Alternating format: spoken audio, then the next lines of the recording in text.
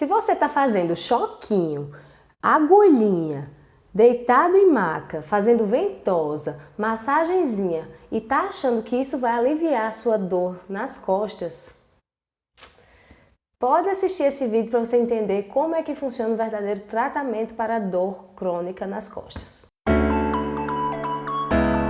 Olá, queridos amigos! Já quero iniciar esse vídeo pedindo desculpas. Estou um pouco adoentada, mas mesmo assim tive que vir gravar para vocês. Mas nada que nos impeça de entender como realmente funciona o tratamento para dor crônica nas costas. O que é dor crônica? Vocês já estão cansados de saber que a dor crônica é uma dor que persiste. Antes de tudo, primeiramente, o que é que a gente faz? Avaliar, para entender qual parafuso que a gente precisa apertar naquele corpo. E aí nós avaliamos a intensidade da dor, avaliamos também a capacidade física da pessoa e o sofrimento físico. O tratamento, que é com exercício físico, vai ter um enfoque no componente neuromuscular, que é fortalecer, melhorar a flexibilidade, melhorar a resistência muscular. Vai ter também um enfoque no sistema nervoso, principalmente aumentando o limiar de sensibilidade daquele sistema.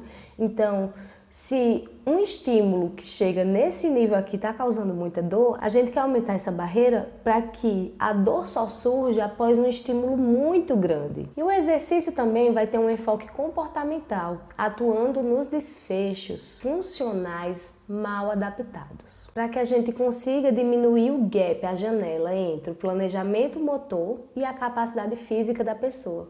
Porque às vezes ela tem essa capacidade física, mas o planejamento motor, o comportamento dela, o que ela acredita ainda não chegou lá. What? Deixa eu te explicar.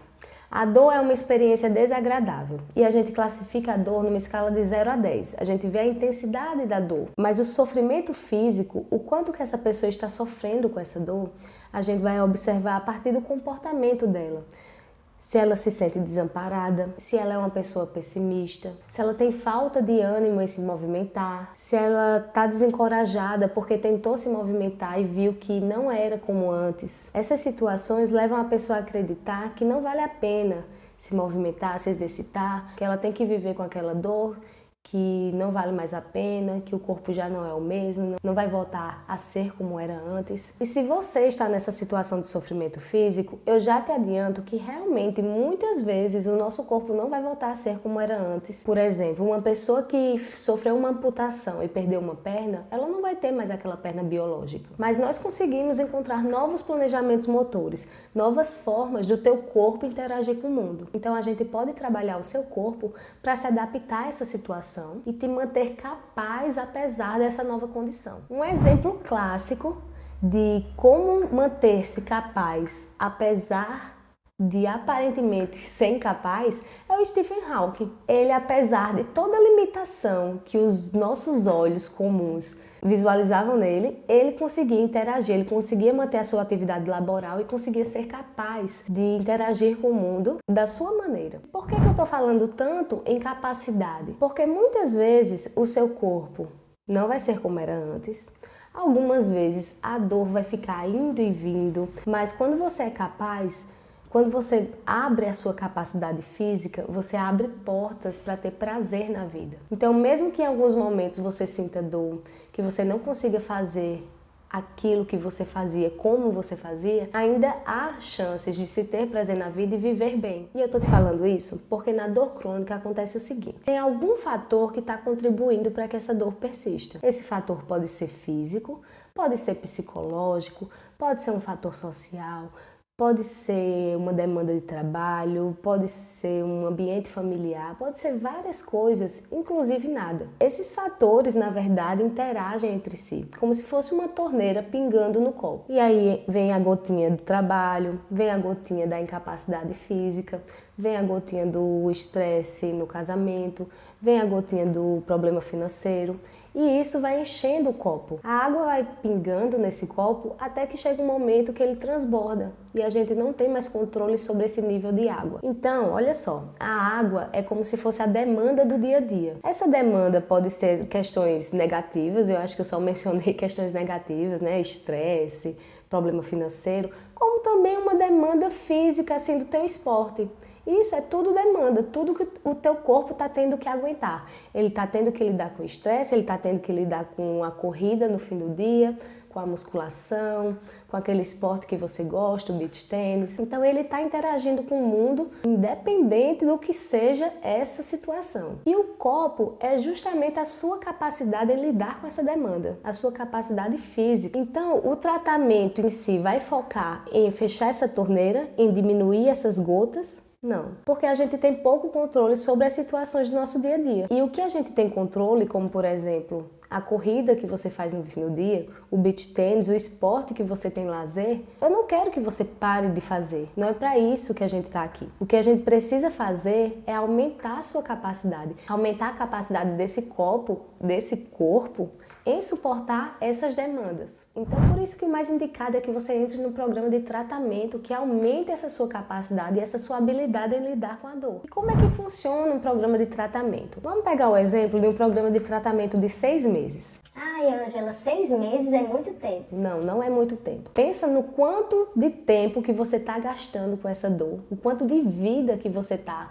gastando com essa dor, o quanto de vida que você ainda tem pela frente, que se você não fizer nada, você vai continuar com essa dor. E aí compara com 6 meses de tratamento, o qual, após isso, você pode ficar bem melhor. Então não é muito tempo. Então nesse programa de 6 meses, a gente inicia esse tratamento na fase 1 da reabilitação, com exercícios focados para essa região que dói, exercícios de contração isométrica, que é quando a gente ativa a musculatura, mas não tem movimento articular. Esse início tem que ser feito pelo menos 3 vezes por semana, para a gente conseguir te tirar dessa zona de desconforto. Mas não é 3 meses fazendo só aquele exercício isométrico, só aquele exercício paradinho.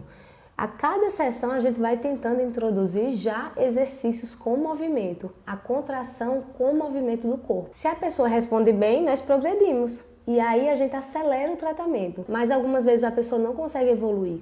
Então quando a gente tenta evoluir, o corpo reclama. Então a gente tem que respeitar o corpo e ir de acordo com o seu tempo, com a individualidade de cada pessoa. Mas se a gente já consegue introduzir esses exercícios, essa contração muscular com o movimento articular, a gente já entra na fase 2 da reabilitação, que é justamente essa contração isotônica, que é quando a gente contrai o músculo e tem movimento do corpo. E esse movimento tem que ser feito com carga. Pelo amor de Deus. Vocês têm um medo de pegar carga, pegar peso, sendo que o nosso corpo precisa lidar com o peso para que seja fácil lidar com as atividades que não precisam de peso. É nessa fase também que a gente vai começando a trabalhar com a exposição gradual do teu corpo à demanda que estava causando dor. Então, por exemplo, a pessoa chega e me diz assim, ó, toda vez que eu estou me sentando, eu estou sentindo dor na lombar. Então, vai ser nessa fase que eu pego aquele corpo que a gente preparou na fase 1 e começo a expor a demanda da atividade, que é sentar. Então eu começo a sentar a pessoa em um nível mais alto, depois em um nível mais baixo, depois em um tempo mais demorado, depois começo a fazer o agachamento, que é o movimento de sentar, totalmente útil para a nossa vida.